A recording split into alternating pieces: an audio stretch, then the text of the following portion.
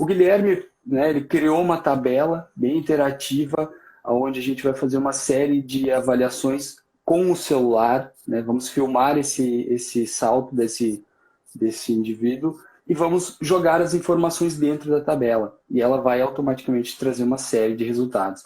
Uma altura do salto, enfim, e depois algumas informações bem importantes para o uso clínico que a gente vai abordar um pouquinho. Isso aí. Perfeito. Os três principais saltos que são abordados são o Counter Movement Jump, né, o CMJ, o Drop Jump e o Squat Jump. Isso. Estava confundindo com o Stiff.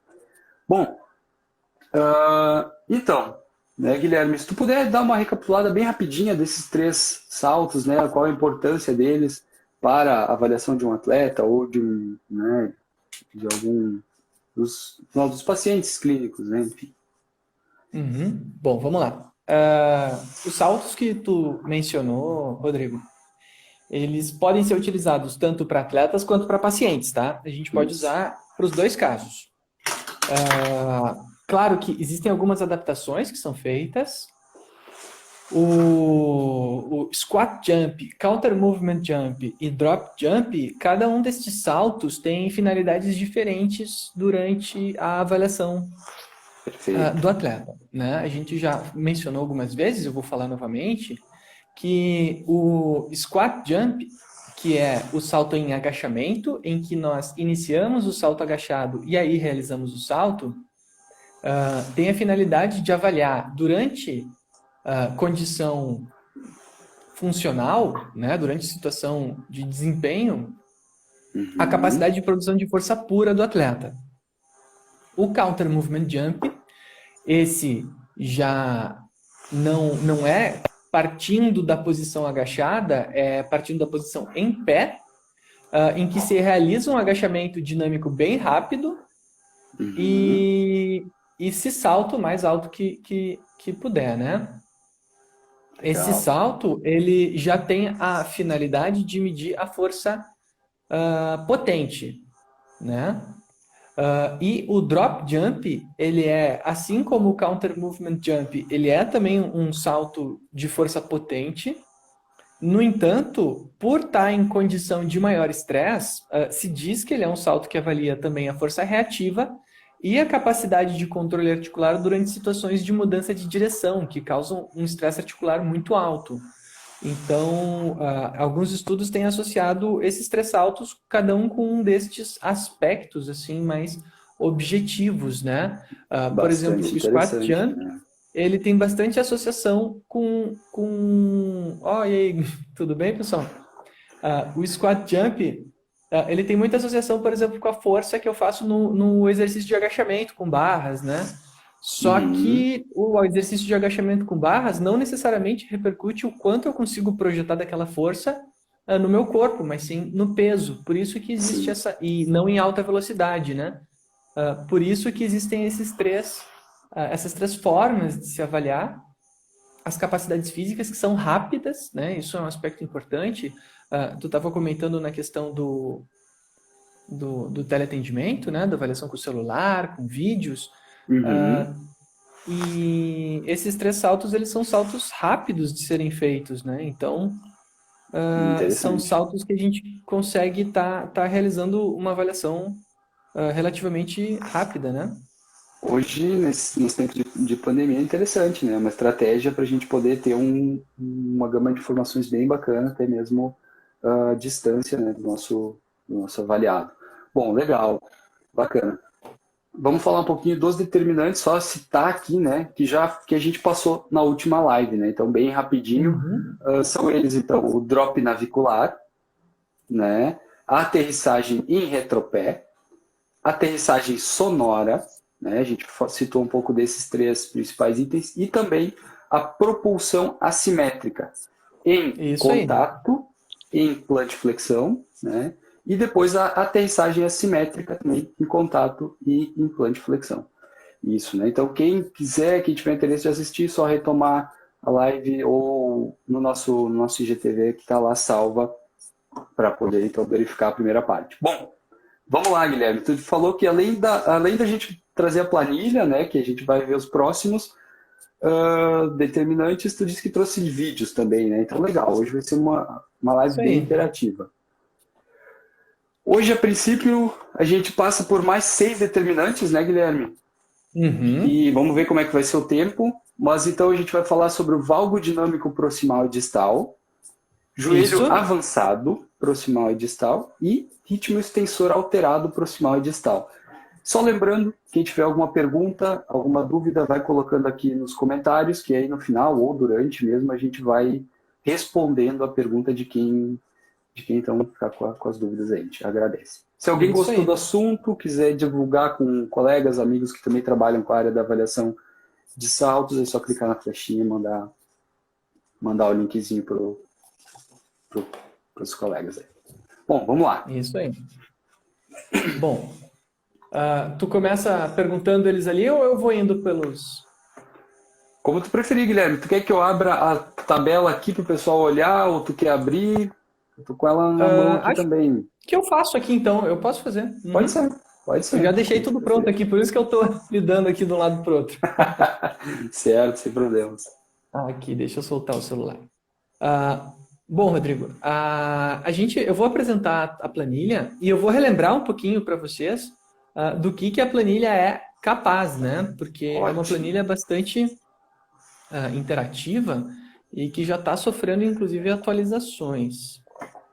Ó, Então, aqui eu tenho a planilha, certo? Ela tem certo. esse checklist que tu enxerga aqui do lado esquerdo. Deixa eu pegar uma caneta só para estar apresentando. Facilitar. Esse checklist aqui do lado esquerdo, aonde que nós temos as siglas, né, de cada um dos saltos. Então, o CMJ é o Counter Movement Jump, SJ Squat Jump e DJ Drop Jump, certo? Se Uhum. tu reparar aqui, as variáveis que a gente ainda não falou foram essas aqui, a 8, a 9, a 10, e a gente vai tentar falar dessas aqui, né? Então, mais 6 Isso, variáveis hoje. O que acontece, exatamente. gente? Esta planilha, ela tem 3 abas, né? Uma que eu chamo de laudo, outra que eu chamo de variáveis quantitativas e outra que eu chamo de checklist das variáveis da qualidade do gesto.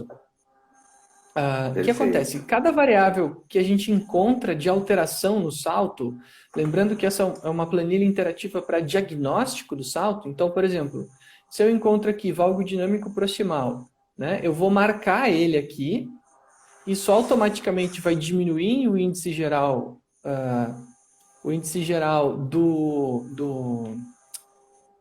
de qualidade do salto. Da qualidade, exato. Isso. E aí, se nós viermos aqui para a aba laudo, o que nós teremos? Né? Aqui fiz um sujeito hipotético, né? O que nós teremos? Nós teremos aqui a alteração descrita, então as alterações gestuais percebidas foram o valgo dinâmico proximal, então ela vem direto para o laudo automaticamente, Uhum. e é apresentado já a qualidade motora que normalmente é responsável por esse déficit, né? Então, portanto, as questões musculoesqueléticas que afetam o gesto motor do atleta são, nesse caso, apenas uma, a musculatura estabilizadora de quadril insuficiente durante a tarefa, né? Então, a gente tem que lembrar que esse é um dos produtos que estão no portfólio da Kinetec. Um dos produtos que estão no portfólio da Kinetec e Isso. que estão ali disponíveis para você pegar e já sair fazendo a sua avaliação. E ainda, para quem tem muita dificuldade ainda ou quer saber novas aplicações, a gente tem o curso de saltos também, aonde a gente tem ensinando como se usa, que daí é outro produto, né? Além Sim, para fazer outras aplicações e outras situações. exatamente. Aproveitando que a gente está nesse gancho, né, só citando um pouco, né, são várias essas formas de se fazer uma avaliação. Hoje a gente traz aqui uma forma, né, como a gente falou desde lá no início, avaliando com o celular uma simples planilha. Uma simples não, uma grande planilha, né, do Guilherme, que é fantástica. Além disso, então, tem outras formas, né, de avaliar também, que são com os acelerômetros, né, com eletromiografia, aí com uma parte mais instrumentada, né? Onde o nosso curso de saltos, que o Guilherme já citou, vai abordar todos esses temas. Então é bem interessante, um curso bem completo para avaliar os saltos de, né, como a gente falou, da área esportiva, da área clínica, enfim. Clínica. É interessante. Isso aí, tem bastante gente já usando, né? Inclusive, eu tenho um cliente das consultorias que ele usa, inclusive, com pacientes neurológicos, né? Porque ele trabalha com exercícios mais dinâmicos com esses pacientes. E eu vou prender aqui só o... Eita. Tua academia particular aí, Guilherme? Ah, eu tenho a minha aqui, né, cara? Eu treino também, né? Aqui. Bacana, legal. Pronto. Aí, olha só que beleza. Agora eu consigo usar as mãos e ao mesmo tempo mostrar o vídeo. Olha só. Ele usa inclusive com pacientes neurológicos, né? Então a gente vai começar aqui com um caso. A gente vai ver cada um deles, né? Para ensinar vocês já como é que se faz esse diagnóstico da planilha. Legal. Então, o que nós temos? Eu vou trazer a planilha aqui para um lugar que a gente enxergue ela. Certo? Olha ali, o chefe entrou, hein? Ó, Hélio tá aí também. Tudo bem, Hélio? Hélio, Christian, bastante gente já nos acompanhando aí. Ó, então a gente vai começar aqui, ó. Valgo dinâmico 1, que eu chamo de valgo dinâmico proximal, né? É esse o primeiro hoje. E ao lado tem a descrição. Então, medialização do joelho associada à rotação interna de quadril, né? Ou adução dos quadris, né? Então, rotação interna das coxas ou adução dos quadris. Ótimo. Bom, peguei um caso aqui que apresenta esse padrão, certo? Com um pouquinho, bem leve, de valgo proximal. Aqui, ó, que a gente observa, quando ela for fazer o salto, que o joelho dela, que antes estava nesta posição, começa a se aproximar por causa dessa leve adução dos quadris, né? A gente percebe que há uma leve adução dos quadris, mas a gente percebe também que tem um achatamento do arco plantar medial que leva as tíbias para dentro, né? Bacana. Que no caso seria também aqui o segundo caso de valgo que a gente viu. Então, que seria aqui, ó. O valgo dinâmico distal, que é a medialização do joelho associada à inclinação medial das tíbias, né? Então, aqui acabei abrindo o vídeo primeiro das tíbias, né? Que é o caso aqui dessa atleta. O que ela apresenta? Ó? A gente olha ela saltando e a gente tem que prestar atenção, só vou rebobinar aqui. Ali. Ó, a gente tem que olhar o vídeo dela e prestar atenção nesse movimento de medialização aqui da tíbia, tá? Ó, tu enxerga que a tíbia aqui, ela é como se ela estivesse afundando sobre os pés, né? Exatamente. Então, o que significa? Que a musculatura tibial e de estabilizadora de arco plantar não está suportando a sobrecarga da tarefa de salto e cede durante a tarefa. Tá? Foi bem difícil de achar um caso que tivesse especificamente esse valgo com a tíbia. Certo? Sim. Interessante. Então, esse seria um primeiro caso para a gente visualizar. Um detalhe bastante sutil, muito difícil de tu perceber, né? Então, bem interessante que a planilha vai abordar e a gente acaba prestando bastante atenção no ponto. Agora, eu vou mostrar para vocês um caso de valgo bem proximal, tá? Esse cliente aqui, olha só, a gente vai olhar ele saltando, certo? Vou posicionar aqui. Olha só, o que a gente vai ver, ó? Que os quadris dele fazem uma adução importante, né? Você enxerga que o quadril está bem para fora. Sim. E agora ele vai começar a se aproximar. Ó, teve uma aproximação bem importante. E quando ele aterriza, claro, ele aterriza aqui uma aterrissagem dura, né? Não, a gente não consegue ver se está presente durante a aterrissagem. Mas eu gostei que a gente consegue ver direitinho que esse valgo rápido Rápido é até mais fácil de ver, né? Vamos botar ele de novo. Ó, dá para enxergar? Eu não sei como é que é o frame de tu olhando. Eu tô conseguindo enxergar bem, Guilherme. Tá bem interessante. Não sei como é que tá pro pessoal. Tá. Se Eu tem vou alguém tentar botar em assistindo, slow se motion. quiser comentar também se tá conseguindo verificar ou não, né, os achados. Eu vou botar em slow motion. Ó, olha o joelho medializando. Pum! Enxergou ele? De novo. Medialização do joelho durante a adução. Então, nesses casos, o que a gente faz? A gente vem até a planilha, né, e assinala que nós encontramos ou o valgo dinâmico proximal ou o valgo dinâmico distal.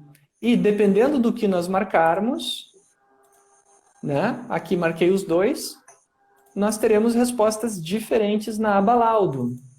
Que bacana.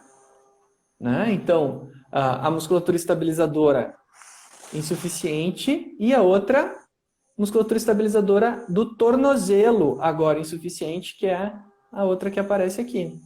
Né? Então, cada uma com as suas repercussões respectivas, né? já mostradas. Sim. Bem interessante, Guilherme, bem legal.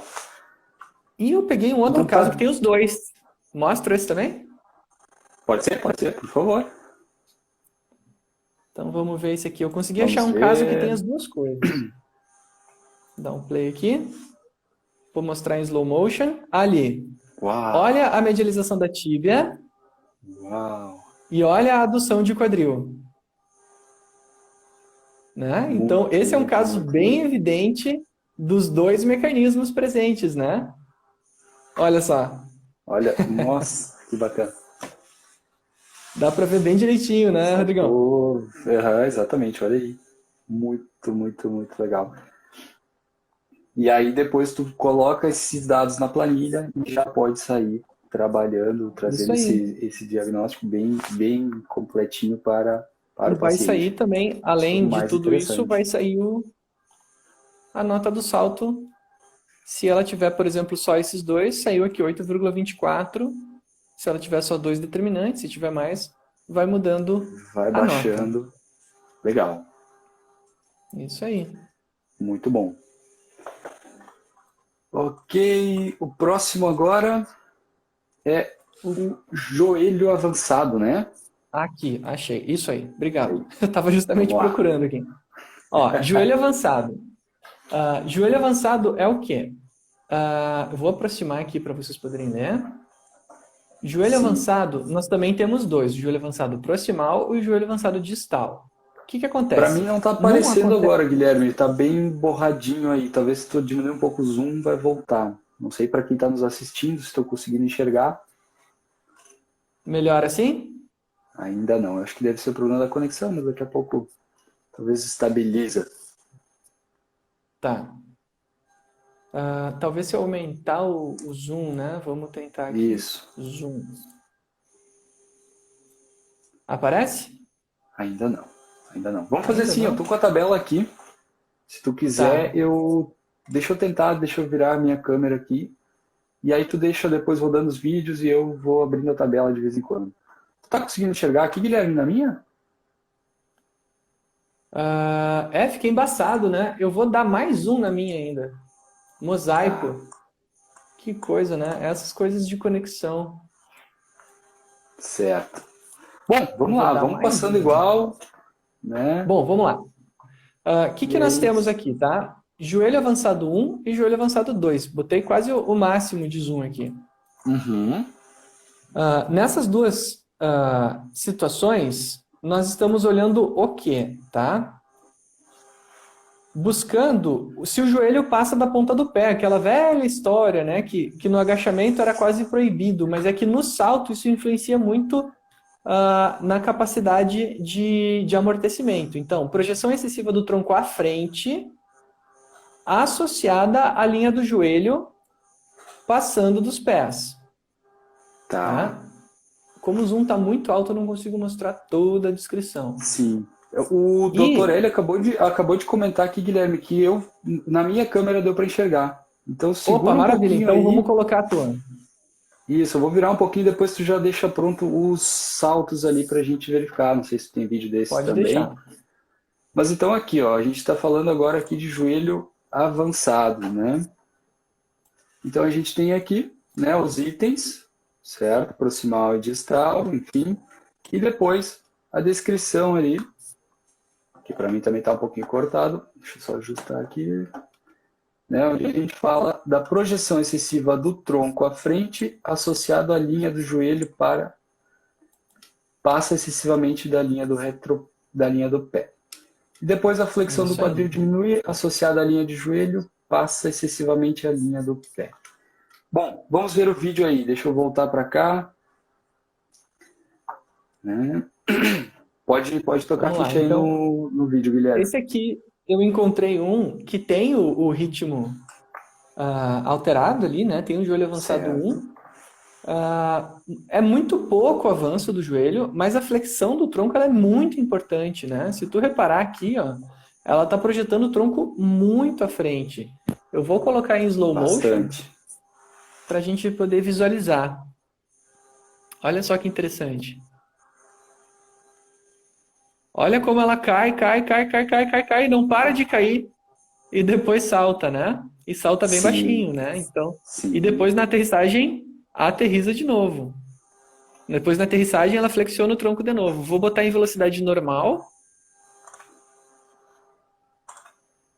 Né? Parece que ela está se movendo em câmera lenta, mas essa é a velocidade normal do vídeo.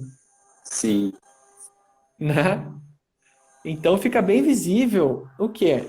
Que quando ela vai saltar, há a flexão do tronco durante a tarefa, o que significa um déficit de estabilidade e controle dessa região de quadril e postural lombar, tá? Que é o que a gente vai marcar aqui agora na nossa planilha. Uhum. Tu tá com ela aberta aí, né? Tô com ela aberta aqui, sim. Já Maravilha, marquei. então Deixa eu ir pro isso aí, laudo marca aqui. aí. E Só mostra ver se pra eu marquei galera. correto aqui. Marca o joelho avançado proximal. Proximal. Aqui. Deixa eu virar a câmera aqui. Bom, temos aqui então, deixa eu dar um zoom um pouquinho aqui. Aqui a gente tem o laudo aqui, trazendo a alteração. Tu consegue enxergar, Guilherme, na minha tela? Eu não consigo, mas eu tenho no meu, eu consigo ler. O que acontece? Tá.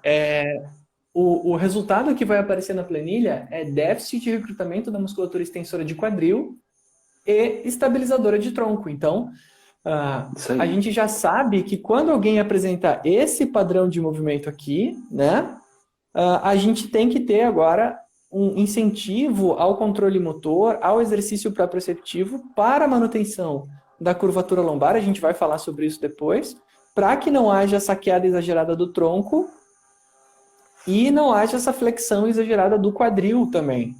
Tá? Ela está tendo flexão do quadril, está tendo controle lombar inadequado, então aqui a gente já consegue direcionar, né, o treinamento de uma forma muito precisa na direção dos exercícios para controlar esse tipo de padrão de movimento. Tá? Legal, legal. Agora Dá eu vou para visualizar pegar... bastante, muito legal. Isso aí. Eu vou pegar agora o outro caso. Eita, caiu aqui. Ok. Só um minutinho.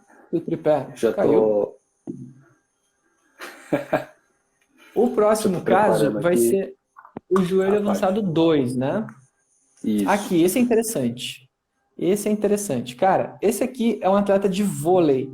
E ele aterrissa que nem os atletas de vôlei fazem. Esse aí tu deve conhecer o jeito dele saltar. Porque o que ele acontece? Ele acha que tem uma rede na frente dele, entendeu? Então, quando ele salta, se tu reparar, ele vai saltar. Ok, aqui ele faz a flexão, a tríplice flexão bem feitinha, bem construída, tá? Porque a fase propulsiva, normalmente, eles vêm e dão um passo e aí saltam, né? Então, ele dá esse salto normalmente um pouco afastado da rede. Então, apesar de estar avançado aqui, a gente pondera, né? Não está muito fora do padrão. Mas a aterrissagem dele, vamos frame a frame. Ó, o joelho fica super avançado e ele não realiza a flexão de quadril. Né? Exatamente. O que isso Deu pra ver muito bem significa? no vídeo aí, Guilherme. Que ele não quer encostar na rede com os membros superiores, né? Então, o que ele faz? Ele não flexiona quadril, e ele vai resumir o gesto todo a joelho. Repara como na aterrissagem ele faz a mesma flexão de joelho, no entanto, a flexão de quadril não é a mesma. Né? Ó, perfeito. Aí aqui, ó, o joelho bem avançado. Né? Então, são elementos aqui que também dizem respeito ao gesto motor. Bom, legal. Vamos lá. Eu acabei de marcar aqui, então, joelho avançado 2. Okay. Certo? Deixa eu virar aqui um pouquinho entrar no laudo aqui. Onde a gente tem aqui o déficit de recrutamento da musculatura extensora do quadril e estabilizadora de tronco. Então, isso aí. A planilha já traz aí as alterações para a gente iniciar uma intervenção bem correta nesse caso, né? Bem direcionada. Nesse caso, é menos... A gente poderia dizer assim, ó, que o caso 1 é mais tronco e menos quadril. E o caso 2 é mais quadril e menos tronco. Né? Esse caso aqui, que é o caso 2, é mais um déficit da utilização do quadril do que um déficit da utilização da região de tronco. Perfeito. Tá? Então, é importante também a gente salientar que não significa que ele é fraco do quadril, tá? O que significa é que a estratégia dele é deficitária em utilizar o que o quadril pode oferecer de segurança durante o gesto. Por isso que a gente não coloca no laudo fraqueza. A gente coloca déficit de recrutamento. Por quê? Porque ele está subutilizando um mecanismo motor que ele poderia estar utilizando.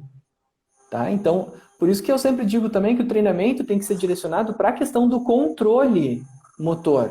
E não assim, tem que ficar mais forte. Não. A gente sempre dá esse direcionamento dizendo assim, ó, ele está subutilizando o mecanismo extensor. Então, quer dizer o quê? Que ele pode usar mais. Né? Isso nos atletas de vôlei é bem tradicional, né? Porque o esporte demanda que ele aterrize olhando para cima e sem flexionar quadril. Porque se ele flexiona quadril, ele vai ficar mais baixo, vai ser mais devagar para levantar e ele não vai conseguir ver a bola, né? Então, claro que o atleta se expõe a essa situação um pouquinho mais de risco, mas que vai trazer um desempenho pro esporte que não vale a pena fazer o gesto todo perfeito, bonitinho. Se isso vai prejudicar, ele vai perder por causa disso, né? No mínimo ir por banco, né? Não vai pegar titular, né? Isso aí. Qual que é o próximo agora, Rodrigão? Vamos lá, vamos ver aqui. Passamos aqui. Agora a gente vai para o ritmo extensor alterado. Deixa eu voltar para a tabela aqui para o pessoal nos assistir, né? A gente já passou pelo valgo dinâmico, pelo joelho avançado 1 e 2, e agora a gente tem o ritmo extensor alterado. Proximal e distal mais uma vez. Eu só não estou conseguindo ajustar muito essa tabela. Peraí, vamos ver. O Hélio tá falando ali que não dá para perdoar, ó. Esses atletas de vôlei aí, ó. Não dá para perdoar. Bom, então vamos lá. A gente tem 2 pontos bem interessantes aqui, que são, então, o ritmo extensor alterado 1, né, que é a flexão lombar, onde, então, existe instante em que o tronco desce enquanto o joelho estende. Isso aí. Vamos lá. Esse é esquisito, né? Assim, ó, o que acontece? Eu não achei nenhum caso com ritmo extensor alterado proximal totalmente visível, tá? Então eu vou repetir aqui um dos casos que a gente viu, que é o quê, Rodrigão? Olha só. Vamos olhar quando ela saltar, o que vai acontecer? Ela flexiona o quadril, aterriza, assim, ó. O que tu percebe? Que ela faz a flexão do quadril e, ao mesmo tempo, ela está estendendo o joelho. tá? Eu vou voltar aqui na aterrissagem alguns segundos aqui, que tu vai perceber isso, porque o vídeo dela tá meio cortado. Não tá muito bom. Vamos assistir ela saltando. Ok, ela pula do caixote. Esse é um drop jump, pessoal. Agora ela vai pular. Só que, olha só, baixa o quadril e o quadril tá baixando e o joelho estende. Repara, o problema é que cortou bem no final aqui nesse salto. Sim. Mas o que acontece? Não faz sentido eu estender o joelho e descer o quadril, né? Porque eu tô caindo com um e subindo com o outro, né? Então, assim, ó, vamos usar aqui, ó. Eu tenho um brinquedinho aqui que talvez possa ajudar. Vamos ver aqui se isso vai ajudar. Essa aqui, ó, eu chamo ela de a Barbie biomecânica, tá? A nossa querida Barbie biomecânica, tá aqui ela. A Barbie biomecânica, o que ela faz, ó? Ela vai saltar, tá? Durante a aterrissagem, o que acontece? A gente deve fazer a flexão de joelho e quadril simultânea, né? E quando a gente vai aterrissar, ok, aterrissamos, flexão simultânea e depois extensão simultânea. O que ela fez durante o salto? Ela fez a flexão e aí ela começou a estender o joelho, só que ela continuou fazendo flexão do tronco, entendeu? Então ela começou a subir, o quadril dela começou a subir, aqui, o quadril dela começa a subir, enquanto o tronco começa a descer. Então, o que nós temos aqui, nesse caso, com a Barbie biomecânica, seria... Certo. O joelho estende e o quadril desce, né? Deu para enxergar aí com a Barbie biomecânica? Sim, deu para enxergar. Eu consegui enxergar muito bem, Guilherme. Só deu uma travadinha agora, mas no final, deu para entender muito bem o caso, né? Entendi. O vídeo também mostra ali no laudo qual é o resultado disso, Rodrigão. Bom, vamos lá. Marquei aqui o ritmo extensor alterado. Vamos número pular. 1, né? Isso, número 1. Deixa eu só ver se eu marquei o 1 aqui certinho. Isso. Bom, aqui. Então, dentro do laudo aqui, a gente encontra que as questões musculoesqueléticas que provavelmente afetam o gesto motor do atleta são baixa coordenação da musculatura estabilizadora do tronco. Então já traz mais uma vez. Então, o que explica esse movimento? Exatamente. O que explica esse movimento é a baixa coordenação da musculatura estabilizadora de tronco, né? Então a gente consegue já ter esse resultado aí disponível. E qual que é o próximo agora, Rodrigão? Bom, finalizando essa parte aqui do ritmo extensor alterado, a parte distal agora, a gente fala não sei se vai dar para enxergar muito bem, da flexão de quadril. Existe instante em que o tronco desce enquanto o joelho estende. Vamos lá. Vamos lá. E aí. Perfeito, ela faz exatamente, ó. Ó, fica olhando os joelhos dela, tá? O joelho vai começar a estender e o quadril vai descer ao invés de subir. Ó, tá vendo que o joelho dela começou a estender? Sim. O que tá acontecendo com o tronco? Tá descendo. Então ela tá estendendo o joelho e o tronco tá caindo ao invés de subir. Né? Então toda a propulsão que ela tá gerando no joelho tá sendo desperdiçada por esse momento gerado aqui na articulação de quadril e tronco, né? Tá sendo desperdiçado por essa queda do tronco. Não tá sendo acelerado. Né? Então, olha lá. Ela começa a estender o joelho e cair com o tronco para frente. Né? Como se estivesse tropeçando, sabe? Vamos dar um play aqui. Tum. Né? É bem rápido. Eu vou botar em slow motion para ficar mais claro. Deixa eu dar Tá dando para enxergar aqui. Muito. Tá dando para enxergar bem, Guilherme. Deu para ver, mas no. Aí, legal. Bacana, bacana. Ali. Pode marcar ali, Rodrigão. Já marquei? Vamos lá, virando a câmera aqui de novo. Aí. Bom, nesse caso, tá, o que a tabela nos traz, né, essa grande tabela do professor Guilherme, que é a baixa coordenação da musculatura extensora de quadril, que é a responsável, então, essa, né, dissipação dessa energia que o nosso membro inferior consegue gerar, né? Isso aí. Exatamente. Por quê? Legal. Vamos lá. Vamos lá. O que acontece aqui, Rodrigão? Vamos pegar a Barbie biomecânica aqui. Adorei a Porque Barbie. tem a Barbie aeromoça, né? Tem a Barbie aeromoça, tem a Barbie secretária e tem a Barbie biomecânica, né? Essa aqui é a Barbie biomecânica. Olha só, Rodrigo, o que acontece? Vamos imaginar aqui que a Barbie biomecânica vai realizar o salto, né? Então ela está de pezinho aqui direitinho.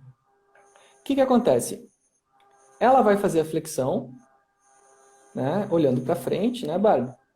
Vai fazer a flexão de tronco e quando ela for decolar, o que ela tem que fazer? Estender joelho e quadril. Exatamente. Vamos botar a mãozinha dela para trás aqui. Estender joelho e quadril. O que acontece?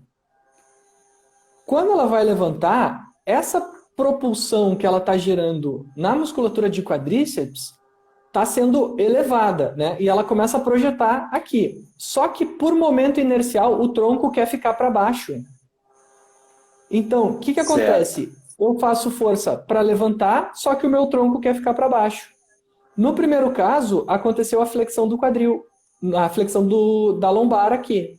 No segundo caso, a flexão foi no quadril. Então, quando o quadríceps começou a ser ativado, o quadril ficou para frente. Então, ela fez isso aqui, como se ela estivesse tropeçando para frente, eu brinco, né? Uhum. E depois ela começou a saltar. Então, há um delay de recrutamento da musculatura extensora de quadril. Então, vou botar ela direitinho aqui. Há um delay de recrutamento da musculatura extensora de quadril em relação à musculatura extensora de joelhos. E por isso o quadril desce quando deveria estar subindo. Acho que é isso que nós temos de avaliações hoje, né? Isso aí, Guilherme. Deixa eu ver aqui se teve alguma pergunta. Me passou aqui um pouquinho. Acredito que não, ali só a questão do Hélio, que havia comentado naquele momento dos atletas, mas ficou muito bem explicado, Guilherme. Para hoje, a gente encerra por aqui, né? Porque a gente resolveu dividir em 3 partes essa planilha fantástica que tu traz para a gente. Né? Vamos ver aqui que tem uma pergunta. Acabou de entrar aqui para mim. Se mais alguém tiver alguma pergunta sobre algum dos pontos que foram abordados aqui, só, né, aproveita, manda nos comentários que a gente vai abordando rapidinho. Quando saber se o valgo está vindo do quadril ou do pé/tornozelo? É uma pergunta do Felipe Marcondes Almeida. Muito obrigado, Felipe. Boa pergunta, Felipe. Boa pergunta. Olha só. Primeiro, a gente não tem como saber assim, especificamente de onde está vindo o problema. Toda a medialização do joelho, ela vai ter origem dos 2 lugares. Por quê? Porque se eu tiver uma insuficiência da atividade do quadril, se eu tiver com o meu tornozelo muito estabilizado, a minha tíbia pode segurar o meu joelho na posição correta. Tá? Então, distalmente, eu posso compensar isso.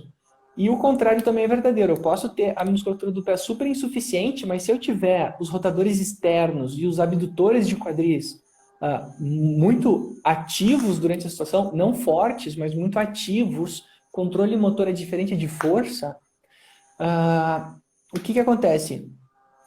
O joelho pode continuar afastado mesmo com aquela insuficiência. Por isso que a gente tem o determinante desabamento do arco plantar medial. Né? Porque daí o arco plantar desaba, mas o joelho continua na posição. Então a gente não tem muito como saber de onde está vindo. O que acontece que a gente faz ali na planilha é tentar tornar a alteração gestual mais evidente. Então, eu mostrei ali para vocês aquela situação onde a tíbia medializa junto com o desabamento do arco plantar medial, sem alterações importantes no quadril. Então, a gente diz que a porção que está contribuindo mais para aquele valgo é a região de tornozelos. né? Agora, se a gente tem o movimento de adução e rotação interna do quadril e a tíbia está paradinha, bonitinha no lugar, aí nós dizemos que ela está vindo mais de abdutores e rotadores externos. E aqui o Dr. Hélio contribui perfeitamente Exatamente. com a fala que nós precisaríamos fazer uma avaliação eletromiográfica, né?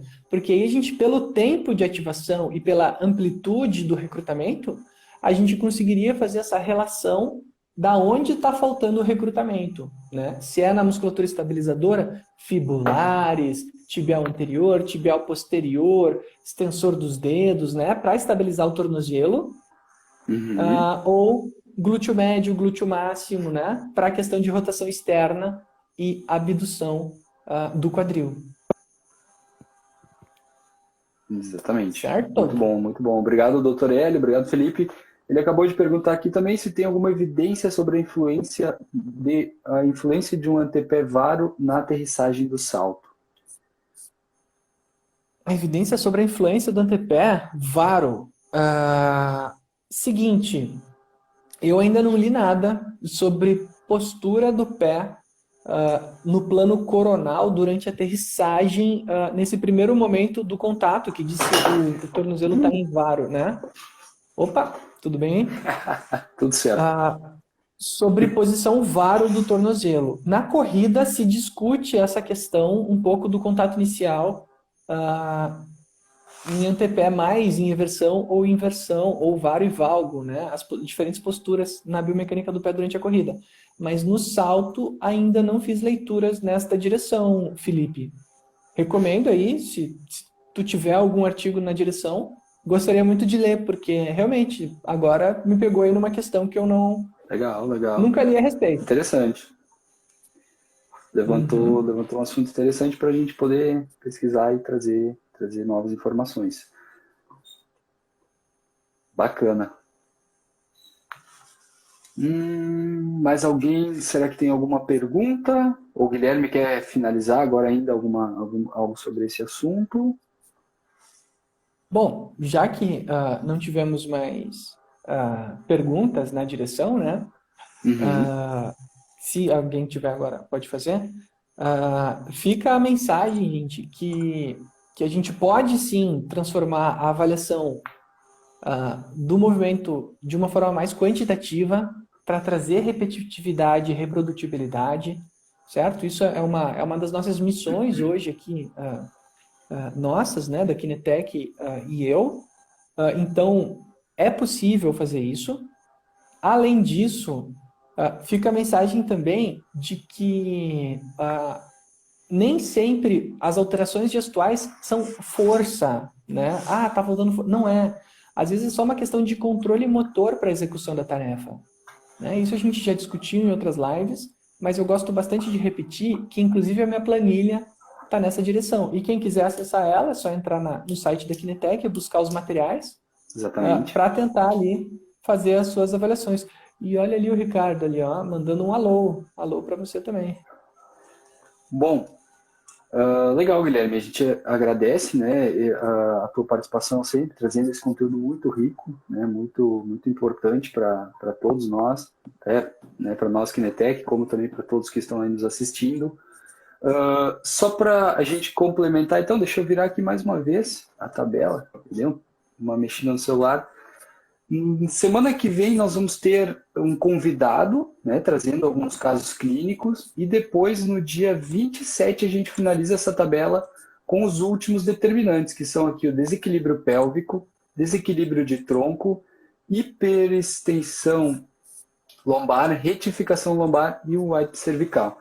Então tem bastante coisa para a gente verificar ainda, né, que vai ficar para a próxima live, para a parte 3 dessa tabela incrível.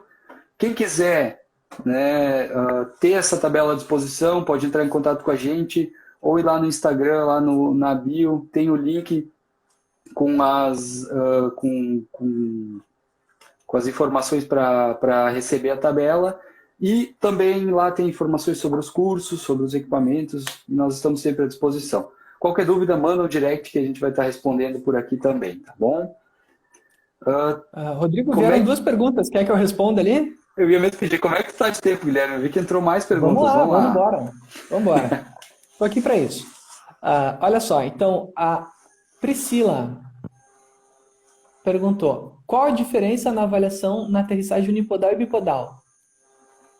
Priscila, seguinte, a avaliação bipodal e unipodal, quando a gente avalia o mesmo movimento, o que diferencia de forma importante os indivíduos é o estresse causado pela tarefa. Então, em apoio unipodal, é uma tarefa muito mais desafiadora em unipodal. O que isso significa? Que a nossa base de sustentação está diminuída e todos os determinantes cinemáticos vão ficar mais evidentes. Né? Se saltando com as duas pernas, a gente já encontra as pessoas fazendo esses determinantes a rodo por aí, em apoio unipodal, isso vai ser amplificado.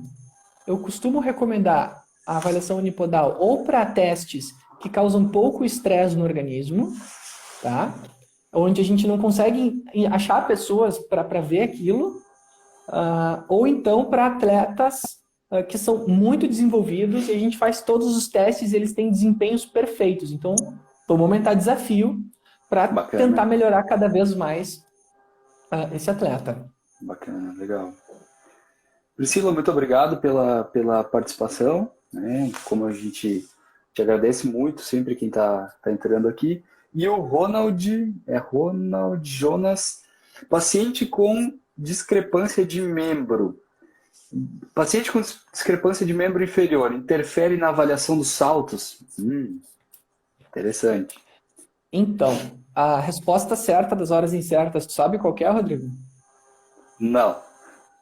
Depende. Assim, ó, se você não sabe o que responder, você responde assim, ó. Me pergunta, se é discrepância de membros? Você responde assim, isso depende. Né? Daí a professora vai perguntar, mas depende do quê? Daí você tem que saber a resposta, né? Assim, ó, depende do quão discrepantes são esses membros, né? Discrepâncias de 1, 2, até 5 centímetros, cara, às vezes não aparecem, tá? Então, sim, podem afetar o resultado, mas mesmo com discrepância de membros, se o atleta tiver bom controle motor, é possível que não hajam determinantes evidentes. Eu tô online ainda? Sim. Tá. Deu para te ouvir muito bem. Só o vídeo que deu uma congelada, mas deu para ouvir muito bem o que tu estava colocando, Guilherme. Ótimo. Então, é mais ou menos isso, né? Porque assim, ó, mesmo tendo os membros super diferentes, eu posso ter um excelente controle motor. Então, a abordagem é a mesma, né? Claro que vai ser mais desafiador para uma pessoa que tem uma perna de tamanho diferente do outro. Então, os determinantes podem ser mais frequentes em pessoas com discrepância de membros do que pessoas mais simétricas. Agora, a abordagem é a mesma, né, Rodrigo? Sim, legal, bacana. Muito obrigado, Ronald. Espero que o Guilherme tenha conseguido responder. Teve mais uma pergunta aqui do Rico Silveiro.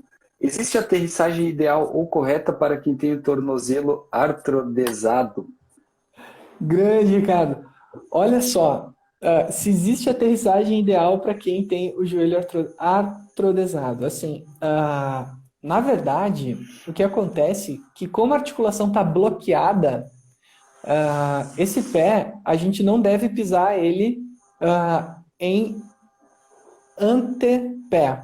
Né? A gente não vai fazer aterrissagem tradicional com esse pé, porque se a gente forçar esse tipo de aterrissagem, a gente vai forçar o movimento de dorsiflexão e flexão do tornozelo. Né? Então, uma perna vai aterrissar chapada, só que isso vai ter uma propagação de impacto maior. Logo, portanto, então, a perna saudável vai ter que sustentar toda a sobrecarga, ou boa parte dela. Né? Então, o que a gente diz?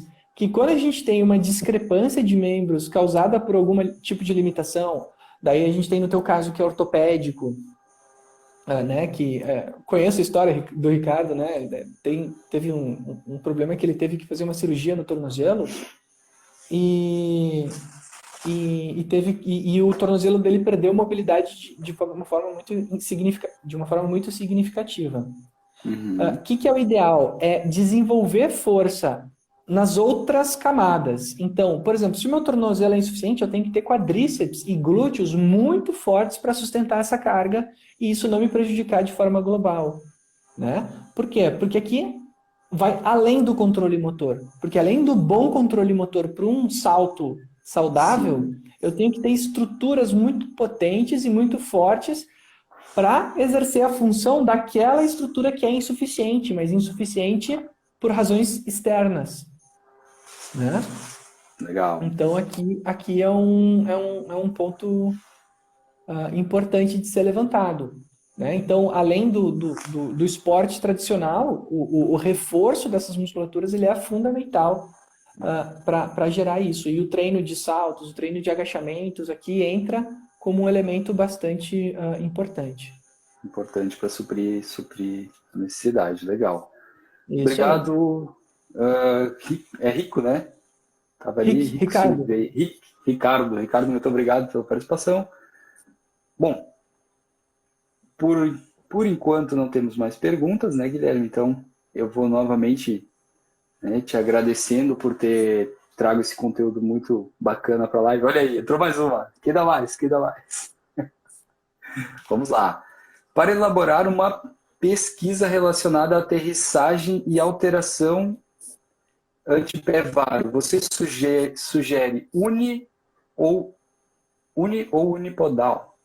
Olha aí, já temos a retorno. Uni ou Priscila bipodal, né? Gomes Velter. Eu acho que ela é isso que ela queria escrever. Isso. Bipodal, isso aí. Uni ou bipodal. Na dúvida, faz os dois. No meu doutorado, eu fiz as duas coisas, tá? Porque eu não queria me arriscar de chegar no final do meu projeto e dizer assim, bah, se eu tivesse feito bipodal, bah, se eu tivesse feito unipodal, né? Então, numa pesquisa, eu não correria o risco de chegar no final e dizer assim, ó, bah, se eu tivesse feito... Aí acabou o mundo, né? Porque você não fez. E aí não dá mais para fazer, você tem que entregar o trabalho, a sua pesquisa. Então, eu faria nas duas situações e veria o que acontece para tentar explicar o mecanismo, né? Já que é uma pesquisa, a pessoa vai estar lá no laboratório, vai estar ali para fazer coleta, mano, salta uma vez de um jeito, salta outra vez do outro e de novo, com o pé de cada vez, sabe? Faz tudo. Pesquisa é assim, a gente tem que explorar o movimento, porque isso ajuda muito a nós evoluirmos no entendimento do movimento, sabe? Tudo isso, assim, que hoje eu compartilho aqui com vocês, foi assim, foi pesquisando, foi estudando o movimento. Então, com certeza, se tu fizer um trabalho maior, seria mais interessante. E daí ele pergunta ali, com contramovimento ou não?